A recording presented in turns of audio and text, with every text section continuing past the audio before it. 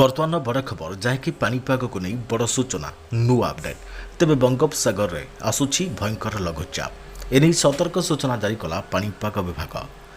राज्य हो पारे तुहा को तुहा वर्षा तेज जाना डिटेल्स इनफर्मेशन केबेठारू कौन रही संपूर्ण तथ्य ता पूर्व वीडियो को लाइक करूँ जदि पार्टी आपंकर सांगसाथी मानक भिडटी को सेयार करनी जदि फ्रेंड्स आपने आमर चैनल नुआ ही भिड देखुं पूर्व केवे भी सब्सक्राइब करना तेज निहाती चैनल को सब्सक्राइब करने सहित पाखे आसुवा बेल आइकन को बजाय रखता तेज सक्रिय होगा मौसुमी तुहा को तुहा बर्षिब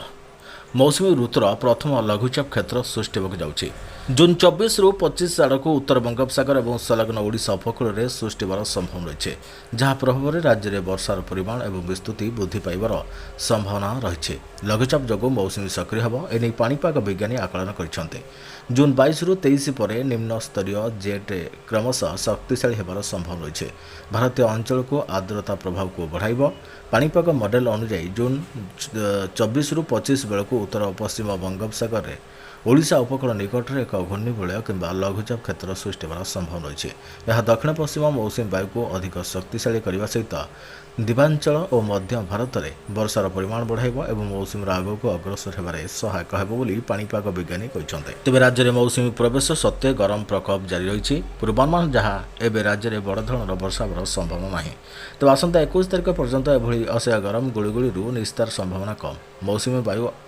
अनुकूल होगा फल पश्चिम ओडिशार तापमात्रा क्रमशः कमिब शक्तिशाली होता मौसुमी वायु प्रभाव यह समय ओडिशार पड़ोशी अंचल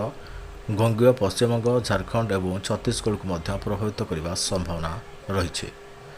तेज कृषि पाणीपाग विशारद प्रोफेसर सुरेन्द्रनाथ पशुपालकों कहवा अनुसार आसंता 21 पर्यंत उपकूल ओडिशा रे गुड़गुड़ी सहित असह्य गरम होब राति मध्य गरम निस्तार मिल न पारे पश्चिम और अभ्यंतरण ओडिशार जिलागुड़िक भीषण गरम जारी रही समय सारा राज्य में व्यापक वर्षा हो केतक जगार बिजुली घड़घड़ी सहित स्वल्परू मध्यम धरण वर्षा हो पारे